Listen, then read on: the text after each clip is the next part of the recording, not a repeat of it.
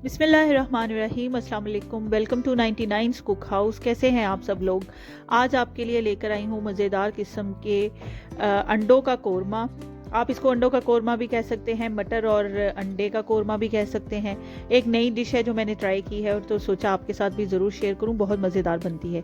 यहाँ पे मैंने 4 अदद हार्ड बॉयल एग लिए हैं और उनको मैं फ़ोक की मदद से अच्छे तरीके से इस तरह से पिक कर लूँगी ताकि उसके अंदर हम मसाला लगा सकें।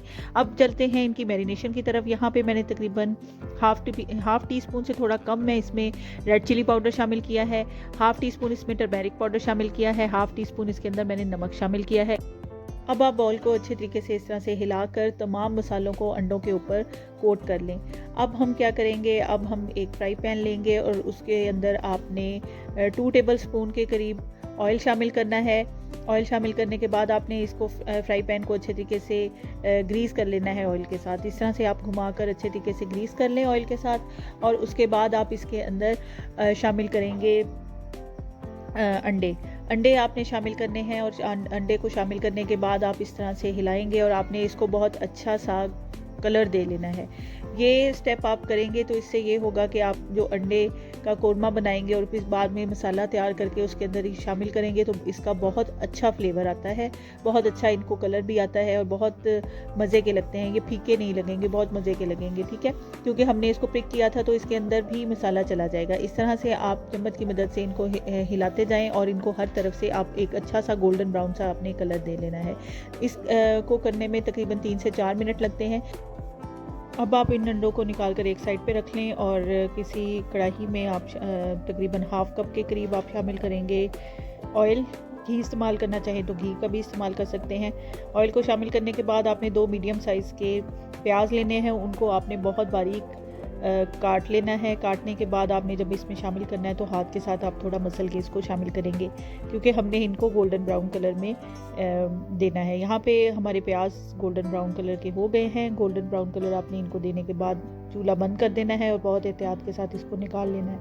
यहाँ पे एक चीज़ आपको बताती जाऊँ कि जब प्याज ब्राउन होना शुरू हो जाते हैं तो उस वक्त ये बहुत जल्दी ब्राउन होना शुरू होते हैं, तो आप फ़ौरन से पहले चूल्हे को बंद कर दिया करें और उसके बाद आप ये प्याज निकाल लें। प्याज़ों को निकालने के बाद मैंने उसी ऑयल के अंदर 2 बड़ी इलायची, 1 इंच का दालचीनी का टुकड़ा इसमें शामिल किया है, 1 अदद इसमें मैंने तेज़पत्ता शामिल किया है और तकरीबन हाफ़ टी स्पून के करीब मैंने शामिल की है साबित काली मिर्च, 3 अदद मैंने इसमें सब्ज़ इलायची शामिल की है। इन तमाम ड्राई मसालों को आपने पहले शामिल करना है और उसको हल्का सा फ्राई कर लेना है। बहुत ज़्यादा देर के लिए आपने इसको फ्राई नहीं करना, बस हल्का सा आपने इसको फ्राई करना है। उसके बाद आप इसके अंदर 1 टीस्पून भरकर शामिल करेंगे सफ़ेद ज़ीरा यहाँ पे मैं शामिल करने लगी हूँ। अब इसको शामिल करने के बाद आपने इसको मज़ीद हल्का सा फ्राई करना है। बहुत ज़्यादा आपने इसको देर के लिए फ्राई नहीं करना। यहाँ पे फ्लेम मैंने बिल्कुल लो रखा हुआ है और इस लो फ्लेम पे मैं इसको हल्का सा फ्राई कर रही हूँ ताकि इसकी एक खुशबू सी आना शुरू हो जाए। आपने बहुत ज़्यादा देर के लिए इसको फ्राई नहीं करना वरना ये ब्लैकिश होना शुरू हो जाएगा। यहाँ पे मैंने 2 टेबल स्पून अदरक लहसुन का पेस्ट लिया था, उसके अंदर थोड़ा सा पानी शामिल किया। वो शामिल करने के अब इसके अंदर मैं हाफ़ टी स्पून शामिल कर रही हूँ रेड चिली पाउडर। उसके बाद आप इसके अंदर तकरीबन हाफ़ टी स्पून शामिल करेंगे टर्मेरिक पाउडर, 1 टीस्पून इसके अंदर नमक जाएगा। ये तमाम मसाले आपने इसमें ऐड कर देने हैं। ऐड करने के बाद आप इसको अच्छा सा फ्राई कर लेंगे। यहाँ पे लहसुन अदरक का पेस्ट 2 टेबल स्पून मैंने इस्तेमाल किया है।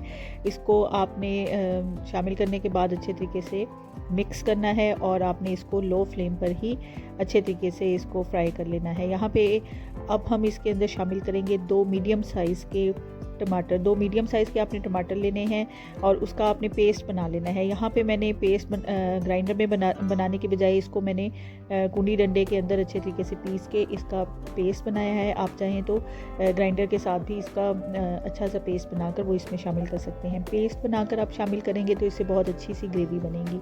तो शामिल करने के बाद आप इसको अच्छे तरीके से मिक्स कर लें। यहाँ पे मैंने फ्लेम के बारे में आपको बताया है कि फ्लेम आपने लो ही रखना है, बहुत हाई फ्लेम पे आप इसको नहीं बनाएंगे।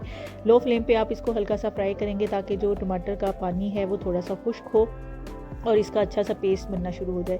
तो 2 से 3 मिनट पकाने के बाद इसके अंदर मैंने paprika powder half tea spoon शामिल किया है। अगर आप पेपरिका पाउडर नहीं शामिल करना चाहते हैं तो आप इसको निकाल सकते हैं। यहाँ पे थोड़ी देर के लिए इसको 1 से 2 मिनट भुनाई करने के बाद मैंने जो प्याज हमने फ्राई करके साइड पे रखे थे उनको मैंने अच्छे तरीके से मसल कर लिया और मसलने के बाद वो इसमें शामिल कर दिए हैं। शामिल करने के बाद अब आप इसको दोबारा अच्छे तरीके से मिक्स करें और पका लें। इसके अंदर हाफ़ कप के करीब मैंने पानी शामिल किया है और इसको 2 मिनट के लिए मैं ढककर पका लूँगी। 2 मिनट तक आपने इसको ढककर पकाना है और उसके बाद आप इसके अंदर हाफ़ कप के करीब मटर शामिल कर देंगे। मटर की मिकदार आप अपनी मर्ज़ी से कम या ज़्यादा कर सकते हैं। तकरीबन हाफ़ कप मैंने इसमें मटर शामिल किए हैं। मटर शामिल करने के बाद इसको अच्छे तरीके से फ्राई किया है। फ्राई करने के बाद इसके अंदर मैंने 1 कप दही शामिल कर रही हूँ। दही को आपने अच्छे तरीके से फेंट लेना है। फेंटने के बाद आप इसके अंदर शामिल करेंगे और इसको अच्छे तरीके से मिक्स कर देंगे।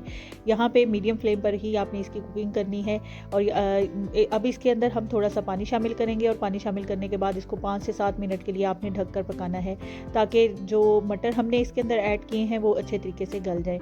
यहाँ पे इसको मैंने पहले अच्छे तरीके से फ्राई किया है। अब इसके अंदर मैं तकरीबन 1 से 1.5 कप के करीब पानी शामिल कर रही हूँ और शामिल करने के बाद इसको मैंने ढक दिया है। इसको ढकने के बाद मैंने तकरीबन 7 मिनट के लिए पकाया है। पकाने के बाद अब हम इसको मिक्स कर लेते हैं। मिक्स करने के बाद हम चेक भी कर लेते हैं कि हमारे मटर बिल्कुल रेडी हो गए हैं। जब आपके जो मटर आपने इसमें ऐड किए हैं वो अच्छे से सॉफ्ट हो जाएँ तो आपने इसके अंदर अंडे शामिल करने हैं। यहाँ पे मैं चेक कर लेती हूँ कि मटर हमारे सॉफ्ट हो गए हैं। 5 से 7 मिनट लगते हैं, बहुत ज़्यादा वक्त नहीं लगता।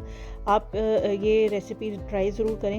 ये बहुत मज़ेदार किस्म की बनती है, बड़ा अच्छा सा फ्लेवर आता है और आप कौरमे को भूल जाएंगे, चिकन के कौरमे को आप भूल जाएंगे। ये बहुत मज़ेदार बनती है। यहाँ पे मैंने इसमें अंडे शामिल कर दिए हैं जिनको हमने पहले बॉईल किया था और उसके बाद इसको अच्छा सा हमने गोल्डन ब्राउन कलर दिया था। उसको शामिल करने के बाद आप इसको 2 से 3 मिनट के लिए ढककर पकाएंगे। बहुत मज़ेदार किस्म का आपका अंडों का कौरमा तैयार हो जाता है। रेसिपी पसंद आई हो तो इसको लाइक ज़रूर कर दें, मेरे चैनल को सब्सक्राइब कर दें और बेल आइकन के बटन को प्रेस करके ऑल नोटिफिकेशन पे भी ज़रूर क्लिक कर दें। अपना बहुत सा ख्याल रखिएगा, दुआओं में मुझे याद रखिएगा। नई रेसिपी के साथ फिर से हाजिर होंगी, तब तक के लिए अल्लाह हाफ़िज़।